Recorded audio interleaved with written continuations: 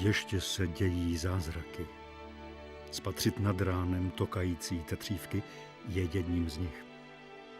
Pro jejich poslední životaschopnou populaci u nás i pro některé další živočišné druhy zůstaly Krkonoše jediným domovem.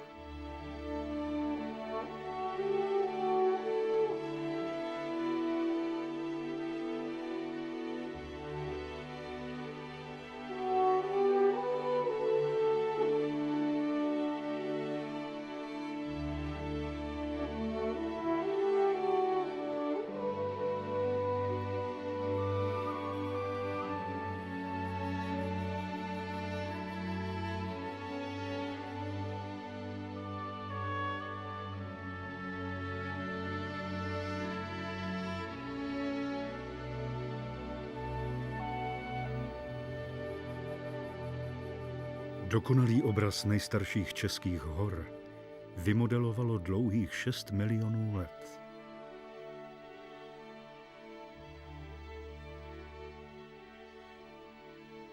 I když je jejich bohaté společenství křehké, hory starší než sám velký Mount Everest dokázaly odolat zkouškám přírodních živlů i zásahům lidstva.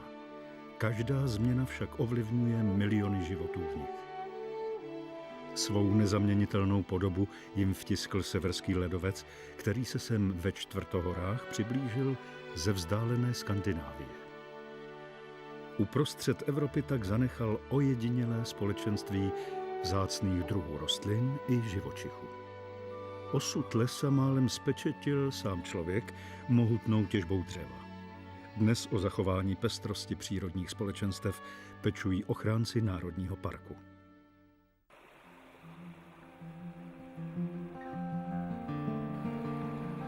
A starají se nejen o vzácné druhy.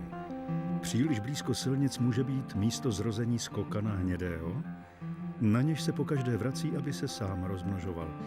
Snůšky musí být často odneseny do bezpečí.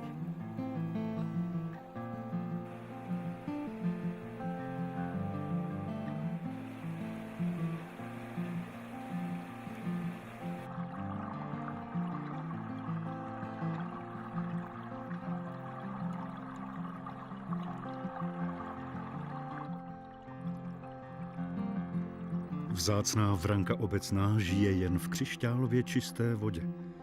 Kameny a padlé kmeny v ní nejsou pouhým úkrytem, zpomalují tok vody, aby ani během povodní nezískala ničivou sílu a nestala se nebezpečím pro vesnice v podhůří. Vodu z koryt řek a potoků ke svému životu potřebují i mnozí další živočichové. Napít se do chladné horské bystřiny čas od času přijde i ježek východní.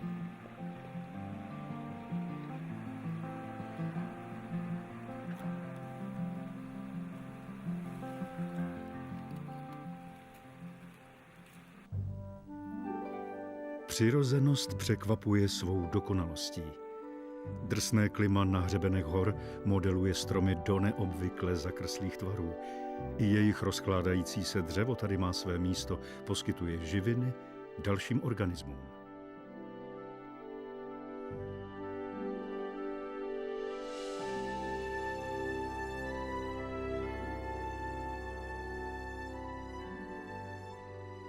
Příroda dobře ví, co dělá, a nedělí na škodlivé a užitečné.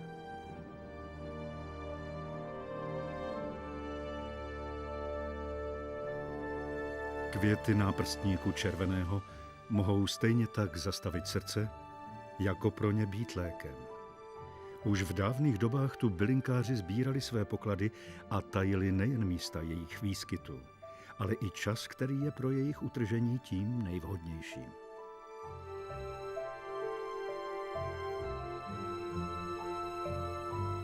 Správné načasování sběru bylin totiž umocňuje jejich účinek.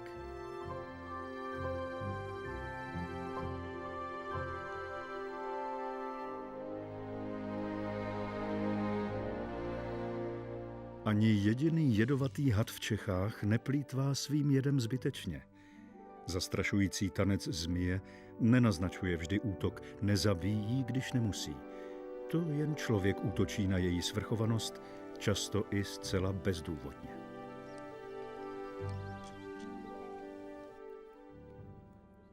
Koloběh života v horách je dokonale funkční. Mechy dokážou zvětšit svůj objem až 10krát a zadržet tak vodu v krajině. Mrtvé dřevo zase poskytuje živiny mladým semenáčkům.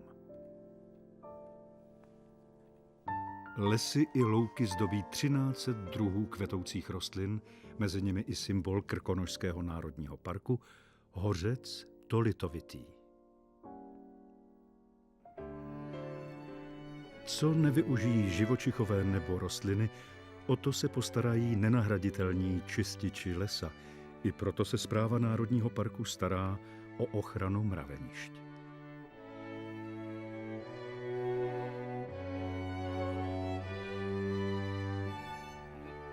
Mnozí tvorové svými schopnostmi často překvapí.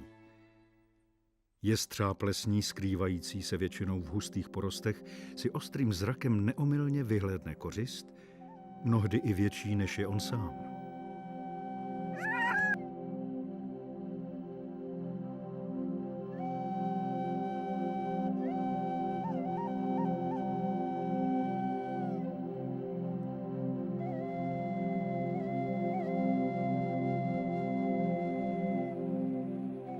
Listnaté lesy poskytují ochranu i přísně chráněnému čápovi černému, jednomu z 15 párů, kteří v Krkonoších hnízdí.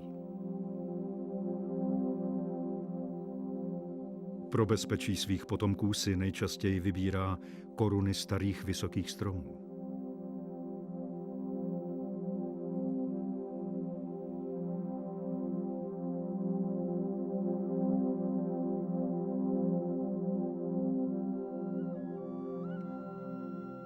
Největší evropská sova, vír velký, taková zákoutí nevyhledává. A proto jeho mláďata často hynou kvůli nepříznivým přírodním podmínkám i jako oběti predátorů. V minulosti je lidé dokonce málem vyhubili. Lovili je totiž jako cennou trofej. Dnes je již naštěstí chráněný a může tak létat o něco klidněji.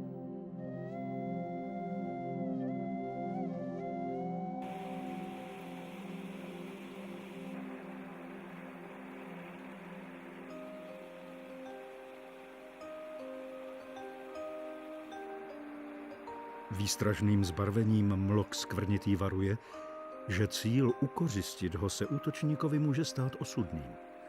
Sytě zbarvené zduřeniny totiž skrývají jedovatý samandarin. Díky evoluci nemá tento obojživelník téměř žádného nepřítele. Pokud však ztratí své přirozené prostředí smíšených lesů a čistých vod, ani vlastní ochrana mu už nepomůže.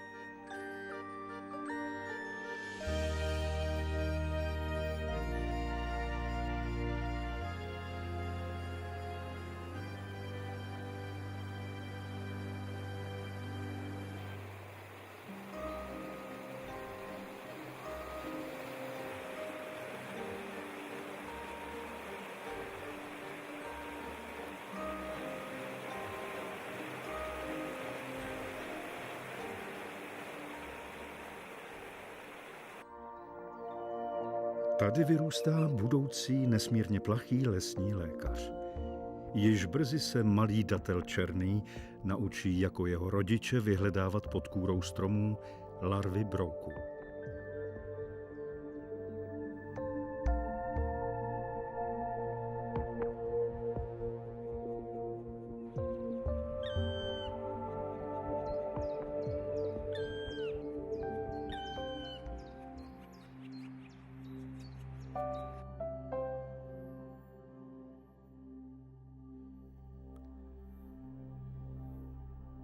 Do hor se opět vrací podzim v celé své bohaté pestrosti. Od stíny severské tundry rozzáří buky, javory, jeřáby a další listnaté stromy. Oživují jednolité plochy smrkových porostů, vysázené předchozími generacemi, a znovu propouštějí postupně vodu do údolí. Mrtvé dřevo poskytuje živiny novému životu podobně jako 2 zdejších vodopádů. Pančavský vodopád se svými 148 metry je v naší zemi nejvyšší. Přináší z ledovcové stěny Dolabského dolu ozvěny doby, kdy byly Krkonoši ještě neprostupnou divočinou a nedotknutelným útočištěm svých obyvatel.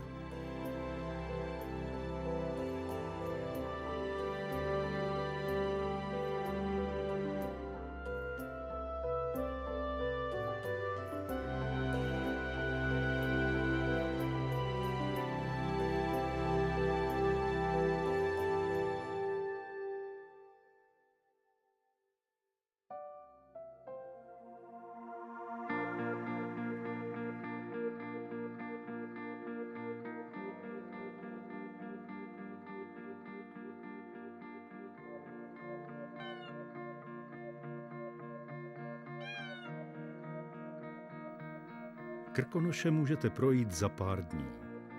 Poznáte-li jednou jejich kouzlo, budou vás přitahovat celý život. Pak jednou na podzim, kdy údolí zaplaví hustá mračna, že se vám chce sotva vyjít ven, spatříte na vrcholcích hor zázrak.